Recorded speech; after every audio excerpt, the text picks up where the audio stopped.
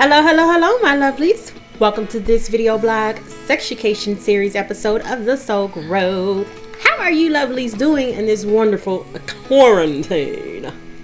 Alright guys, so today's topic is going to be great sex in toxic relationships. So, good sex does not mean a good relationship. And just because you have great sex with someone does not mean that person is great for you. And we know this. Yet we get stuck in these habits of being with people who really are not necessarily good for us. We know they're not good for us, but the sex is so good. It fills a void. It makes us feel good. We don't want to let it go. I get it. It's a lot easier to find a good sex partner than it is to find a good emotional partner. But isn't it worth it? See, I'd rather have someone that's both. So yeah, I don't know about you, but I'd rather have something that's more fulfilling, both mentally, physically, spiritually, and sexually, than just sexually. It's so empty for me. I don't know what it is for you, but I want you to think about the things that I'm about to say.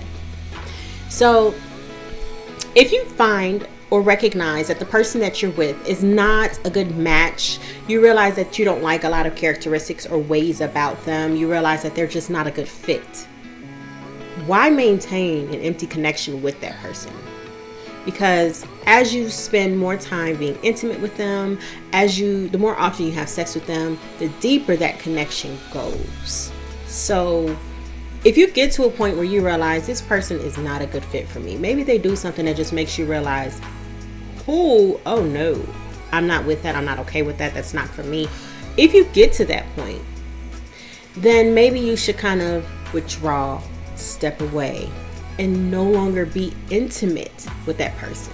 Because remember, the more intimate you are with someone, the deeper and stronger that connection, that tie with you and that person becomes. Think about this.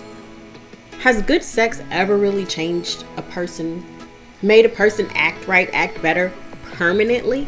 They might act right for a little while to get whatever it is that they want. And they may act right after sex and during sex. But does that mean that they're going to treat you better overall? If you recognize that this person is not going to treat you the way you feel that you deserve, or the way that you want, or the way that you need, then why continue the facade? Why do that to yourself?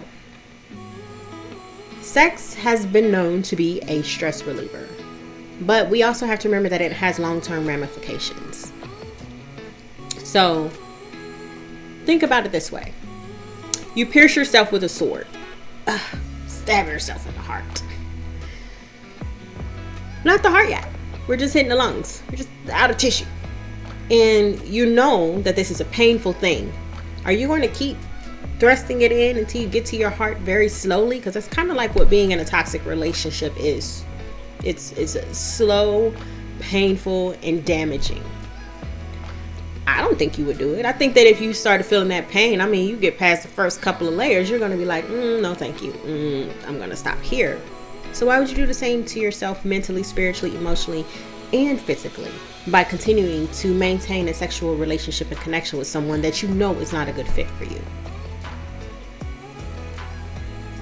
If that person won't treat you the way you feel like you need to be treated, and you won't treat you the way that you feel like you need to be treated, and give yourself the love that you know that you deserve, then who will? At what point do you expect for your love cup to be filled? That's completely up to you. It's just something I want you to think about. Because if you don't show yourself the love that you know you deserve, and that person's not showing you the love that you know that you deserve,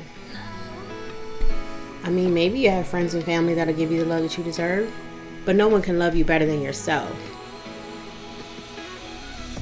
If you find yourself in a situation when you're with someone and you decide, you know what, I'm walking away. I've seen this so many times, and I've been there. Have I been there? Where you're just like, okay, no, I'm done. This person's no good for me. I need to walk away. But then you have that moment of weakness, and you break down, and you go ahead and right back at it.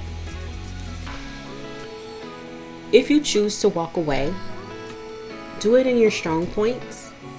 maybe write down, document what it is that so that it can remind you why you have chosen to walk away from this person, why you choose to no longer be with this person, why you choose to no longer be intimate with this person. And just for a little while, until you can get it out of your system, because good sex can be so addicting. Just for a little while. Look over those notes whenever you had a moment of weakness and thinking about sending that text message. So put it in your phone, put it in your email, send it to a friend. I know that when I was having a hard time with some breakups or something, I say, hey, remind me, please. If I start talking about this person too much, or I start going on this tangent, remind me, please, because clearly I'm forgetting why I'm walking away, why I walked away. Sometimes that's what we need to hold on to just for a little while. I'm not saying permanently. Please don't do it permanently, because it's so damaging long term to hold on to that negative energy. But do what you need to walk away and stay away.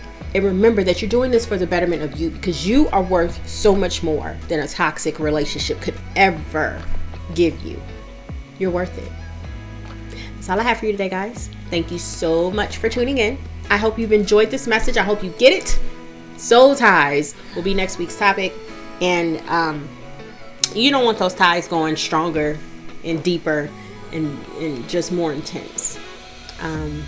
Don't forget, you can always leave a message, comments, concerns, ideas down in the comments, or send me an email at thesoulgrowth@gmail.com. I'm always open to suggestions. Nothing but love and light to all of you.